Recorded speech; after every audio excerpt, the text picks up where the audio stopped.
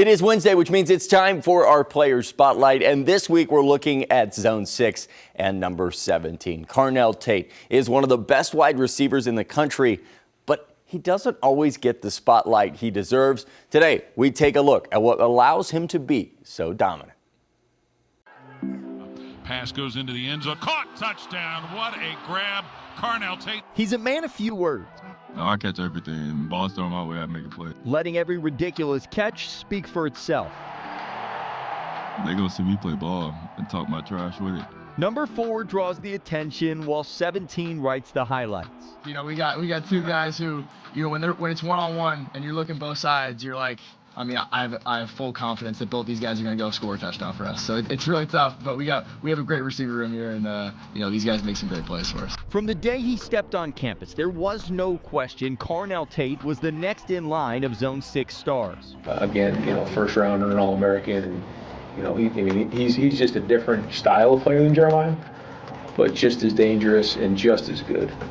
This is a guy that sacrificed a lot in the past and put the work in, and then maybe not see the numbers and see the results, but had faith in the program and stuck in there and believed in the culture, and now you're seeing it pay off for him. Double covered and making NFL scouts do a double take. It seems every week he makes these catches and makes his case for the best in America. Oh, you got to go out there and put the reps in and practice. And then what we do in practice shows on Saturdays, and I'm thankful for that. It's always a blessing to go out there and make a statement. We go out there and show everybody each and every week why we're the best receiver room in the country. It certainly helps to have that connection with his new QB. 6 touchdowns already this season.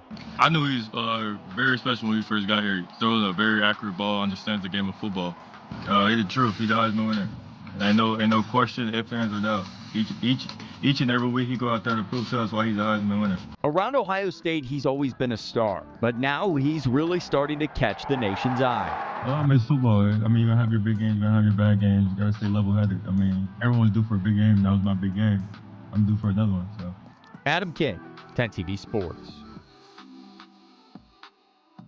Ohio, it's time for football. And now, Buckeyes fans have the chance to become the comfiest fans in the shoe. Sponsored by Logan Services. One lucky winner and a guest will be chosen for each home game. All you have to do is visit Logan Services' website to enter. Logan Services cares about your comfort, and they want to see you in these seats. Logan Services, proud sponsor of Ohio State Athletics. Joined by Carnell Tate. And Carnell, I don't know how to ask this, but how are you so good at catching a football? I mean, that catch, you'll see a lot of pictures of it, but it's just ridiculous. Oh, you got to go out there and put the reps in and practice. And then what we do in practice shows on Saturdays, and I'm thankful for that. For you out there, a chance to shine. Really, there are a lot of people that talk about Zone 6, but you are a leader in that room. How does it feel for you to make a statement on the field, too? It's always a blessing to go out there and make a statement. We go out there and we go out there and show everybody each and every week why we're the best receiver room in the country. All right, I got Julie and Sayin with us here. This is a great duo. They had quite the connection. 2 touchdowns between them. What's it like when you're out there? The throw seemed like you saying 17 is down there somewhere. Yeah, the first one, you know, he made the guy stop his feet and, you know, he put his hand on it. I was like, let's give him a chance, put it up high, and he made a great catch. And the second one, you know, he ran a great route and was able to keep it away from the defender. We know it was a great catch, but it was also the only place that neither defender could get it. It's like having him throw the ball. It's a blessing to have him throw the ball. Very catchable ball, very accurate, so you can't ask for any better than that. We saw Ryan Day say he wanted to put more on your plate, put more in the passing game. You guys both have to like that when you're over 30 throws in a game, really leaning on you guys. Yeah, it's awesome. You know, when we have RPOs up and we're able to, you know, have the run option, and then, you know, if they're giving us one-on-one, let's throw it out there and let our receivers make a play. We're headed to the bye week. What's the chemistry like between you guys now? Obviously, this is the first year, but it feels like that's got to be old hat at this point. Yeah, we just got to keep improving as a team. Each and everybody got their own things to work on. We got to correct ourselves as a unit and go out there and take care of our bodies and get better. Well, it is time for this week's Player Spotlight, and we are looking at one Carnell Tate this week, a future NFL first-round pick. Yes. But sometimes overshadowed on his own team. Yeah. And Tyvus, you were a safety, you were a defensive guy. I know you would hate to see Carnell Tate coming. What makes him so dominant on offense and allows him to be so a great receiver? First of all, Carnell Tate is a pro. I mean, the way, since he's come to Ohio State, the way he's carried himself from the first day he got into this building, he was a pro. I mean, the guy is everything that you asked for. He's a tall guy, great body control. That's what I really like about him. When he jumps up in the air, he does a great job of catching that ball and getting those feet in bounds. And not one, two. I mean, he's on the NFL level right now, so you have that going. But he also has that speed, which is very deceptive because at times I thought he ain't that fast. And then you see him just blow past people and catching bombs and things like that. So he has the total package. Great route running. There's really no weakness. The only thing I can say, if I wanted to be critical about Carnell Tate, I think it was like last year he had a couple drops in the game.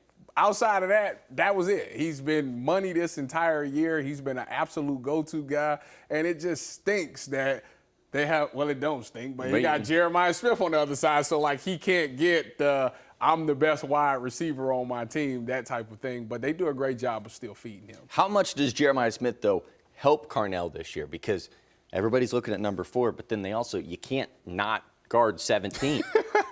Well, I think that obviously Carnell has been reaping the benefits of that because, again, you're not going to leave number 4 on an island one-on-one. So that does slide coverage over that way. But I think Carnell has been dominating those one-on-ones. You know, anytime that he's seen with a one-on-one, he's just as dangerous as a Jeremiah Smith. And I think that if you've watched him this season, he had like 180 yards in a game before, or it was at Minnesota, I think it was. Like, he's really just been showing out this year. And there's no wonder why he's arguably the best receiver in this upcoming draft because he can do it all. I mean, I've literally had this argument with everybody. You know, you hear about, you know, Tyson from Arizona State. You got Carnell. You got Chris Bell from Louisville. Like, all of those guys are great, but Carnell, to me, is like the most pro-ready guy. When you look at Zone 6, what is it that Brian Hartline does that allows them all to be so successful? Well, it starts with a mentality. I think everybody that you've seen come in there has that dog mentality where that ball is in the air, it's mine. And they all have that feeling that you cannot check me. Like, I dare you to leave me one-on-one. Every last one of them. You talk to please give me that one-on-one and I will make you pay. And they do a great job of doing that. But from the speed to the route running, I think that be the biggest difference from a guy who's got talent to a guy that's elite. Is the route running. When you go to the NFL, it's not the fast guy. Although people do fear speed, what really beats you is guys that run crisp routes because there's no margin for error. For a DB, if the guy is taking a long time to come out of his break, that means I can come out of my break and match it. But if he's quick and everything is 1-2 and my footstep is not good enough, he will beat me on that route every time. And then they all do a great job of catching the ball. Obviously, you think about guys like Marvin Harrison, JJ, all those guys, they spend a ton of time on that jug machine. I think they catch like 1,000 balls a week or something like that. It's ridiculous. So all of those guys do a great job of catching the ball, and they're great possession receivers. Okay, for Carnell, I thought this was interesting. The Wisconsin game, obviously, absolutely dominant. Ridiculous catch. I can't even extend like he did. Yeah, I cannot believe he caught that ball. That was crazy. He's starting to get, it's not where it would be if he was wide receiver 1, but he's starting to get some Heisman talk. Oh! Yeah, I saw a couple people out there. I think if you scroll the odds down far enough, you can find Carnell Tate. I mean, let's remove Jeremiah Smith. Let's say he's not on this team. Okay. Is Carnell Tate that Heisman caliber guy? He's got to be, right? I mean, I think even though Jeremiah Smith's on here, if you're going off of just purely stats, why would you not say he isn't? I mean, he's putting up ridiculous numbers. He's had ridiculous games. He's had incredible catches. Like that Wisconsin one, I know they was in cover 2, and that was a middle run-through guy, and that safety came over there and helped late. But, like Julian Sayin threw that ball knowing, like, my guy is just better than yours. Like, it's not like Carnell was just wide open on this play. He said, my guy's down there. I'm throwing it to him because I know he's going to make this play. And he absolutely did that over 2 people. It was just ridiculous. It is. I just feel like every time, somebody made the comment to me, every time Carnell makes a catch, he's fully extended. Yes. And I don't know if, obviously, that's what you want to do. High point the ball? Yes, exactly. But that's not something you can teach, really. Like, that's just what allows him to be so. He's truly got. So they teach you to attack the football. He's taking that to heart. Yeah. if you're a DB, think about it. He's like what, 6'2", 6'3". Yeah. If you're checking him, and like I told you, the average size for a DB is probably 5'11", 6 foot. right? So that you're already at a height advantage. Then you got a guy that can leap up and high point the ball. Like, how are you going to stop that if you're a short corner? Like, you're not. So that's why you see him make those plays. And then again, the body control. He catches that ball, high points it, and finds a way to get 2 feet in. No matter what you do, you push him in the air, he's going out of bounds, he gets 2 feet down every time. It's incredible. So DB's 5'11", 6 foot. How tall are we? We're both. I don't know what you are on your tippy toes. We're both what, 6'2"? 6'3" for me. So, I'm probably 6'2". I present a different challenge. He is Tyvis Powell. This is this week's Player Spotlight. Every Wednesday, we will break down one Buckeye as we head through the stretch run of the season. You can find it right here on 10 TV+.